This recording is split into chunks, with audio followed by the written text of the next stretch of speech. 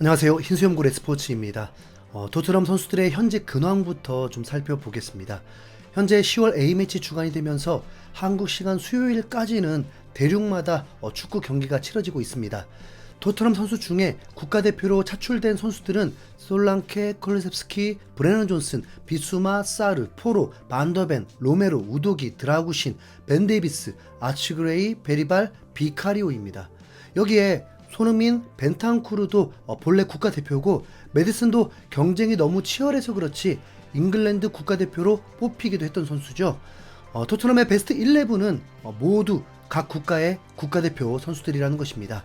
우선 손흥민, 벤탄쿠르, 메디슨은 각기 다른 사정으로 클럽에 머물게 되었습니다. 손흥민은 부상 회복을 목적으로 쉬었고, 벤탄쿠르는 코파 아메리카 대회 중에 불미스러운 일에 가담자가 되어서 A매치 4경기 출장 정지, 메디슨은 뽑히지 못해서 쉬었습니다.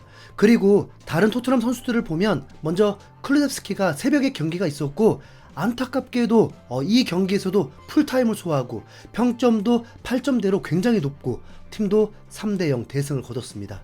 손흥민이 이 친구에 대해서 대단한 체력과 활동량을 가진 선수라고 극찬했지만, 이강인보다 한 살 많은 선수인데 진짜 너무너무 많이 뛰고 있습니다. 토트넘 이적 3년 동안 부상 소식은 없었던 친구지만 진짜 이제 곧 올 타이밍입니다. 그나마 다행인 건 경기를 일찍 마친 만큼 휴식이 길어질 수 있다는 거죠. 5일 쉬고 웨스트햄전 출전 대기입니다. 그리고 베리발은 명단에서 제외되었었고, 알고 보니까 경미한 부상으로 재활을 위해서 런던으로 돌아왔다고 하더라고요. 베리발에게도 유로파 리그가 더 중요했을까요? 그리고 네덜란드 국가대표인 반더벤의 소식인데요. 예상대로 두 경기 모두 출전을 했고, 두 경기 모두 풀타임을 소화했습니다. 지난 경기는 풀백으로 출전했고, 이번엔 반다이크가 퇴장으로 결장하는 바람에 센터백으로 출전을 했습니다. 하지만 팀은 독일을 상대로 무득점을 하고 후반에 빡센 혼전 상황에서 실점을 하면서 0대1로 패배하고 말았습니다.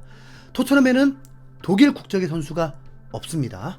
반더벤의 부상 소식은 다행히 들리지 않았고, 5일을 쉬기 때문에 무리한 출전은 아닙니다. 그리고 비카리오, 우도기의 나라인 이탈리아는 팀이 승리를 했는데 비카리오가 선발 출전을 했습니다. 그리고 우도기는 후반 70여 분의 교체 출전으로 20분 정도 소화를 했습니다.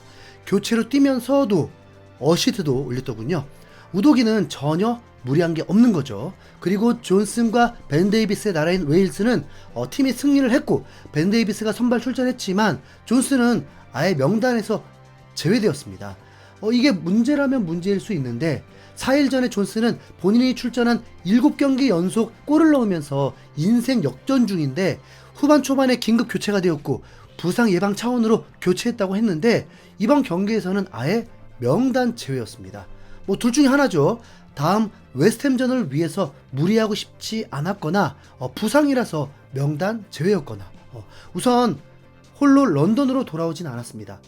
최근 음바페가 프랑스 국가대표 경기를 스스로 차출 거부를 하면서 논란이 되었는데, 회복에 집중하기 위해서 쉬는 줄 알았는데 레알 마드리드 소속으로는 부상을 당해놓고도 무리하게 리그 경기 출전도 했던 선수가 국가대표 경기는 스스로 거부하고 프랑스의 경기날 스웨덴 한 클럽에서 즐기고 있는 게 알려지면서 질타를 받고 있습니다. 데샹 감독은 음바페를 옹호하고 있었지만, 음바페는 프랑스의 캡틴이기도 한데 진짜 한국에서 그런 일 생겼으면 아예 박탈됐겠죠. 존슨이 클럽팀을 위해서 조절한 건지 정말 부상 때문인 건지 어쨌든 팀은 이겼으니까 상관없겠죠. 토트넘에 존슨이 진짜 필요하다니 기록이 말하니까 할 말은 없는데 아직 저는 믿음이 가진 않습니다. 그리고 이미 전날에 잉글랜드도 경기를 했고 솔랑케는 출전을 안 했기 때문에 솔랑케도 문제가 없습니다. 이제 문제는 아직 경기를 치르지 않은 선수들이 있다는 거죠. 포로, 비수마, 로메로, 드라구신입니다. 비수마는 그래도 벤탄쿠르가 있기 때문에 부상만 안 당하면 괜찮은데, 포로가 덴마크와의 경기에서 선발로 풀타임을 뛰었는데 이번 세르비아와의 경기에서도 출전할 확률이 굉장히 높습니다. 로메로는 남미에 있는 상황인데 경기도 가장 늦게 하다 보니까 웨스트햄전 출격을 하기에는 컨디션이 좋을 수가 없습니다. 레비 회장이 로메로를 위해 전세계 띄우지도 않을 거고요. 하필 브라이튼전 역전패 때 포로, 로메로가 이틀 쉬고 다시 풀타임을 뛰면서 일어난 부분이기도 해서 엔지 감독이 웨스트햄전에서도 포로, 로메로를 고집하게 되면 그때는 진짜 감독이 아니라 바보죠. 이 둘은 웨스트햄전 딱 진짜 45분용입니다. 이번 8라운드 경기는 토트넘 홈 경기입니다. 웨스트햄은 2승 2무 3패로 중위권에 머물고 있는데 분명 올 시즌 전력을 업그레이드 시켰지만 강팀에게는 그냥 쪽도 못 피는 상황입니다. 맨시티에게 3실점, 첼시에게 3실점, 리버풀에게 5실점을 했습니다.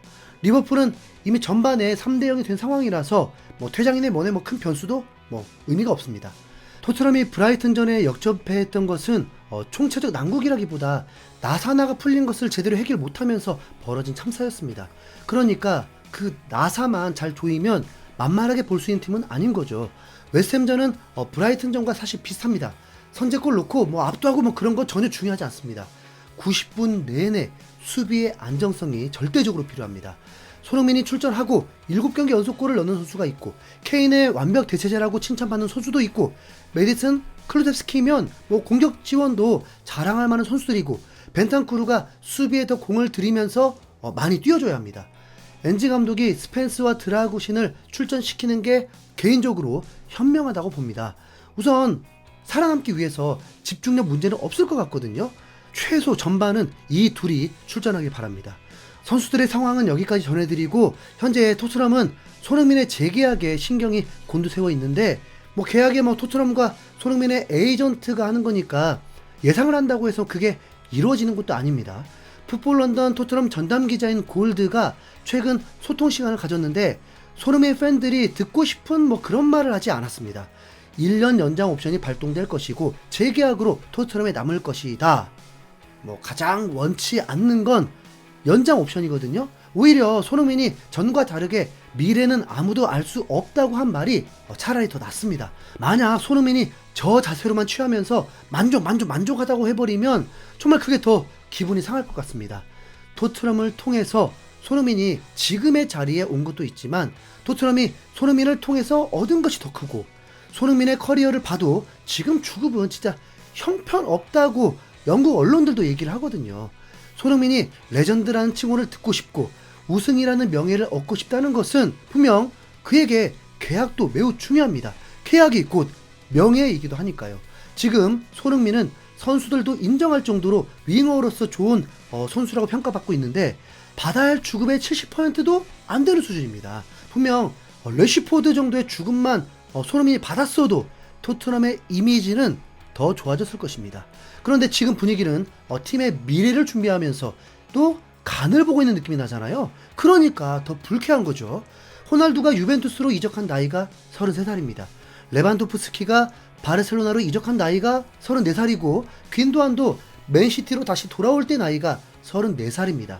손흥민은 B클럽에서도 충분히 오퍼가 올 수 있죠. 이미 아틀레티코 마드리드에서 이적설이 불거지면서 관심이 커졌었는데 개인적으로는 거기서 40만 파운드 부르지 않는 이상 그냥 또 토트넘에 있는 게 낫다고 봅니다.